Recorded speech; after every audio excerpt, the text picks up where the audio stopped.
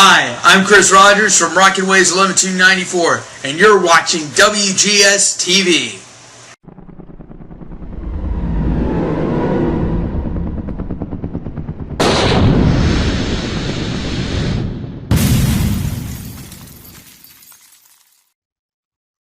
Hello everyone, welcome to another installment of WGS-TV right here on YouTube.com/WrestleGamer and ZFX-TV. I'm the Wrestle Gamer, Double B Billy Boudreaux. As you guys heard on the Impact review earlier, there's going to be a lot of consecutive videos going up right now on WGS-TV. Just a quick reminder, just to get everything out the way. Hopefully, from now on, I won't get this far behind when it comes to doing the reviews. But anyway, we're going to get into NXT. For the week of October 23rd, 2014, NXT really becoming a really good product to watch in WWE as of late. Opening matchup, the Ascension taking on Ty Dillinger and Jason Jordan. Very, very quick tag match.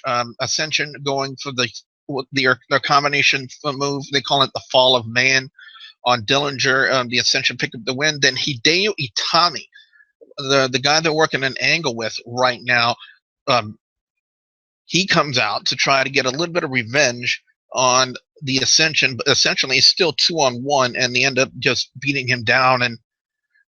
And again, Ascension hits the Fall of Man on Itami. So I firmly believe the direction they're probably going to go with this is they're probably going to have Funaki and Itami team up and take on the Ascension. Now, will they put them over? That's still yet to be seen. So. But anyway, we had C.J. Parker, who apparently is a hippie, taking on Tyler Breeze. There are a couple of things I really want to make mention about what they're doing right now with Tyler Breeze. First off, how are they doing that little thing where he has a handheld camera and they can display through his camera on the Titantron they have at NXT? Just a thought. But secondly, his signature move is it's a spinning wheel kick. They call it the beauty shot, and he hits it on C.J. Parker and picks up the win. Now, honestly, in my opinion, the only person in wrestling history who had a good enough spinning wheel kick to have as a signature finisher was Owen Hart. Tyler Breeze, I don't know. There's really no significance to it. There's nothing really, that really stands out to make his finishing move the spinning wheel kick. It's just a regular spin wheel kick, and yet they keep having him get victories and victory after victory with it. Now, apparently he's going to be, from what it looks like, because we have Mojo Rawley out there, and Mojo got injured by Tyler Breeze, and it looks like they're starting an angle with these two. How far they're going to go with this, again, remains to be seen. Following that, we had a little Baron Corbin vignette, the newest star and a newest acquisition for WWE, and a lot of people are really looking forward to what I think his indie name was Finn Balor, if I'm not mistaken. But they're gonna have him go as Baron Corbin in NXT. I guess he doesn't want to give up the rights to his name. Next we had Aiden English and Simon Gotch, the Vaude Villains, taking on Buddy Murphy and Wesley Blake. For my first look at Murphy and Blake, I was really impressed. They really look good in the ring. So did the Vaude Villains as they hit what was called the Gentleman's Congress on Blake, and Simon Gotch pins Blake to pick up the victory. Vaude Villains looking more and more really good, even though that really doesn't make any sense in a sentence. They look really good as a tag team, and I really would like to see how they would work on a Raw or a SmackDown. Because it's definitely a unique gimmick, to say the least. Kind of vaudeville-like gimmick, and I really would like to see how they would pull that off on a Raw or a SmackDown. Up next, Sasha Banks taking on Bayley. And this harkens back to something I've been saying for quite some time.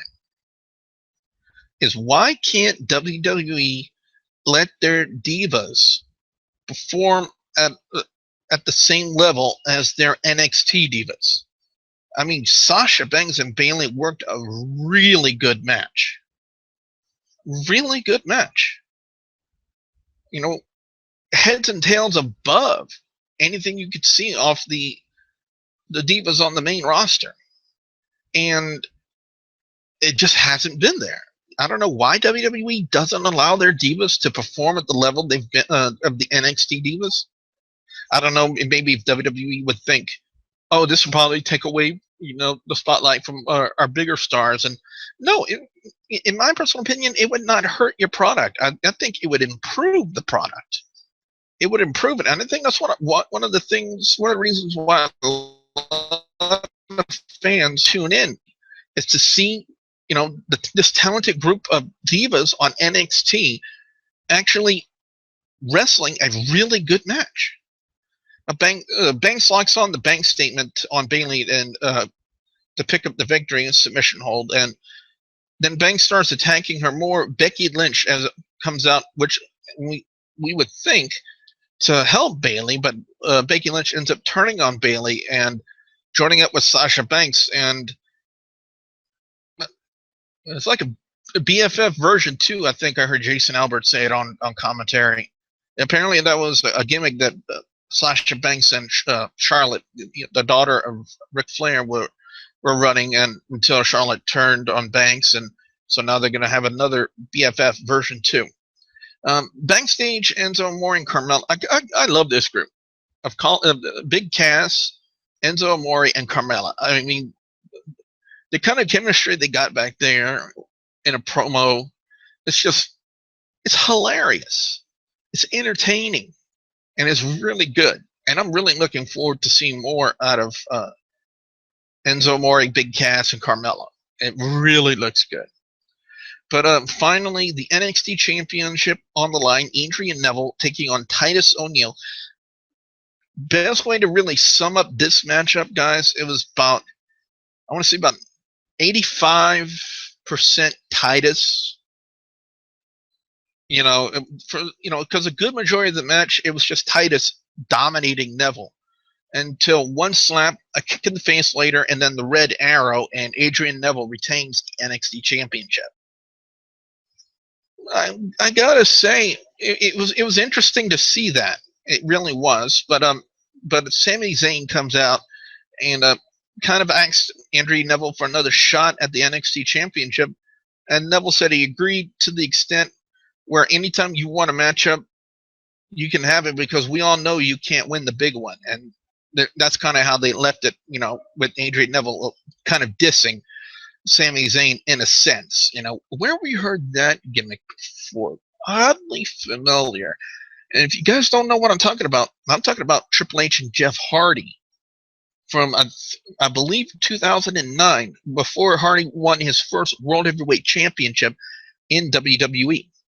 They always talked about how he couldn't, win the big one. He couldn't go up there and grasp the golden ring. That's what it reminds me of. That's really what it kind of entails, in my opinion. But anyway, overall score in NXT this week is definitely a 4 out of 5. It was a very entertaining show. And to go back to what I said, best match of the night is Sasha Banks and Bayley. Just because of the fact that these, like I said, the NXT divas, they can showcase a lot more talent. They can work a lot better matches than the divas on the main roster. And the divas on the main roster, they're just kind of getting shoved down, because apparently WWE's version of female wrestling involves pretty faces with them running around like, "Ooh, my nails are broken." Something to that extent. But Sasha Banks and Bayley, they can really improve the product, and they definitely did, and had probably one of the best matches I've seen on NXT in quite some time from their crop of diva talent on NXT. I really honestly don't have a worse segment to speak of, other than the fact that I really got to call out the Tyler Breeze gimmick just a little bit, for his finish, that spin wheel kick, you're just calling the beauty shot. Again, there's really nothing to it to make it stand out as a signature move. Other than the fact that, you know, that's what the majority of his matches have been ending with, is with that, you know, that beauty shot. Now, if they were put a little bit more significance to it, you know, make it a little bit different than a traditional spin wheel kick, then I wouldn't have any issues with it. But currently, it's just a generic spin wheel kick as its finish. I mean, really, there's nothing to make it stand out and make it different. You know, so like they're trying to pass off Tyler Breeze for the next Owen Hart, and there's only been one Owen Hart, and he really can't. If he's trying to do that, if they're trying to do that with Tyler Breeze, he's got a big set of shoes to fill, in my opinion, because Owen Hart, personally, in my mind, deserves his own spot in the WWE Hall of Fame, but that'll be a video for another time and another day here, as we're getting to the end of the NXT review this week. So on that note, guys and gals, what I want to know now from you guys out there, yes, you guys, the viewers and subscribers, your thoughts on NXT this week. What are your overall scores? What are your picks for best and worst match or segment of NXT this week? I definitely want to know what you guys have to say.